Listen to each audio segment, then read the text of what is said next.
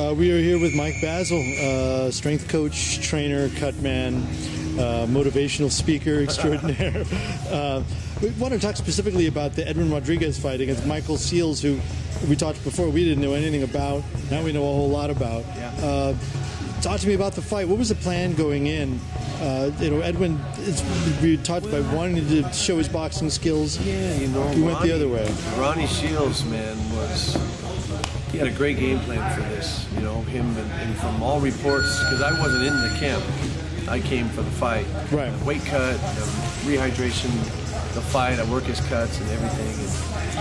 And basically, Ronnie was like, "Listen, let's show this kid that you're at a different level. Let's use your jab. Make this kid uncomfortable. Boxing ability. Give him different looks, and don't just go crazy and La Bamba him." See, right. Because there's not a lot of footage on him because I think that was the first time he'd been on TV. Yeah, nobody knew anything about it. Yeah, there was some stuff, but until you figure here's a guy,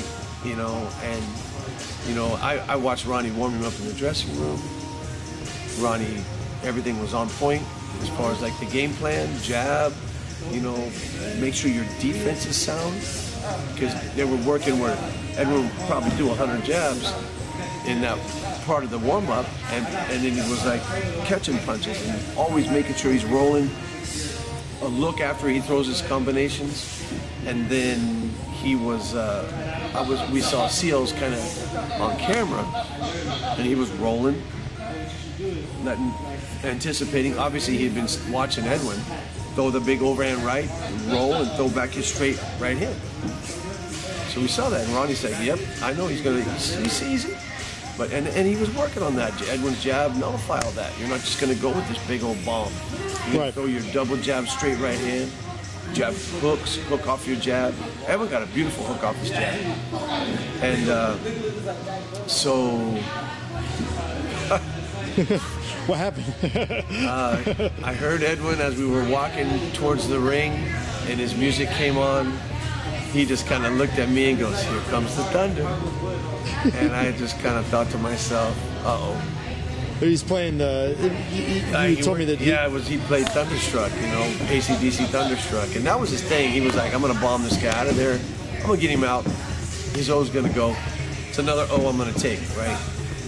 And I think he went crazy on him. He got caught a couple of clean shots. I turned back to Ronnie and said, "Ronnie, he's been caught twice, clean. He needs to settle down," which Ronnie's fully aware. He knows Edwin extremely well. And he's like, "Yep, I know."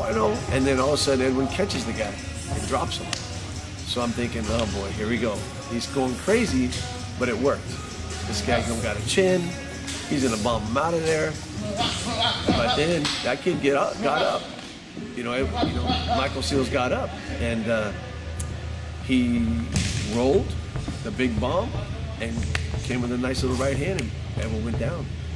The first knockdown, I think, and to my knowledge, Edwin's never been down, amateur or pro. I'm pretty sure, yeah. So he took a knee. He took the count, which was very smart, because we had been watching fights in the dressing room, and we saw a couple guys that didn't do that. And Ronnie had made a comment like, "That guy should have took a knee." And Edwin's like, yeah, you're right. You should have took a knee. Just kind of gather yourself. Don't jump up too quick. So Edwin did that. And then, again, starts chasing him all over the ring, starts throwing. This guy's, from what I understand, and after talking to Michael after the fight, he hurt his left shoulder on the first knockdown. So he just kept kind of doing the same thing. Rolling over the big, moving from the big right hand and throwing that short counter. Boom! Straight right hand. Well, it worked again, because he caught Edwin throwing a good, not as big, not as looping as he was doing, a nicer arc to it. Yeah. But Michael just kind of threw his straight right. He got there first. He caught him right in between, yeah. And Ronnie was telling Edwin in the corner, Edwin, after the second round, Edwin beat the count. He was about as hurt as you get. He fell face down. Yeah. Which, sometimes some refs will jump on that and stop it. Right. But Edwin rolled up. He kind of took a little stumble back, but he was looking. And then this time I knew he had to. Knowing Edwin a little bit, and I think he didn't take no knee. he had to get up. Your instinct is get up. Right. No, you're not playing. I don't think he was badly hurt in the first knockdown. The second one he was, because he got up. His whole effort was get up. And I think he beat the count. And right. he also, you watch, don't look at us. No one said anything. Ronnie didn't say a word. He puts his hands up and he's looking at the referee. When the referee says, he says, yes, I'm ready. I'm okay. Boom, he goes. So he was able, then the bell rang and we got out of the round. We had a rest. I think Edwin didn't really wake up until kind of towards the end of the rest. And but Ronnie was like, Edwin, you throw big, he's going to throw straight. His punch is going to get there first. Settle down. Go back to behind your jab. This kid will show you. Everything will be more visual when you slow it down. Don't just go for the big wide bombs and get countered. Right. And so then Michael, you know what, maybe he had hurt his shoulder in that first knockdown. He was just doing the same techniques. Edwin started zeroing in on that right hand and catching him. And he hurt him, dropped him. He got up, and then into the second round, the bell rang. Michael got out of that round. And then by the beginning of the third round, he wasn't right. And Edwin caught him essentially the same punch. He was pretty aware. I went over and talked to him real quick, and he was pretty aware. He was like, man, my shoulder. I hurt my shoulder in the first knockdown, but he had a lot of guts, courage to fight through that. I feel Edwin has a great chin. He showed it. Like getting up from a bullet, man. Probably a lot of guys couldn't have got up from that. So he got up. He didn't remember much, but he got up.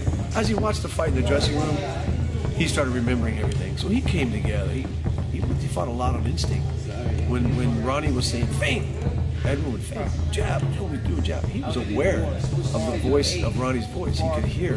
And he did do the commands that Ronnie told him to do. What was he like in the corner? How aware was he? He was quiet. He just listened. He just listened, you know. We had the second round to work through, and then we had, well, he didn't say a word. And then after the second round, before the third round, he was more like, yes, I'll be there. I got it. I got you. What do you think is next for him? Even before that fight, they were talking about Stevenson, which I like. Kovalev, you know, much more seasoned pro, you know, different kind of fighter. I think Edwin has to show the stuff that he shows in the gym, the boxing ability that he does have. He does possess that, you know, and a lot of knowledge in the ring. He's very relaxed in the ring. So that's really important, and I think that was a big factor in him getting up. He wasn't so tight. You know, he got caught trying to deliver his shot. Got caught with beautiful counter punches. Didn't really see him. No jab. No. Yeah. No jab in that fight for him. And, you know, the thing is, he can do all those things. He can do them, and I think Stevenson provides a better opponent for him, in my opinion. There's a lot of holes in his game. Yeah. He's been down before to lesser guys. And stuff. And I think Edwin showed to himself that he has a good chin. He said at the end of the fight, he was like, I've always wanted to be in a war like that, but not anymore. I'm done. I'm good. I don't ever want to do that again, you know? Yeah. And I think if you're a guy that's never been dropped, you never had anything like that happen to you, you want to know.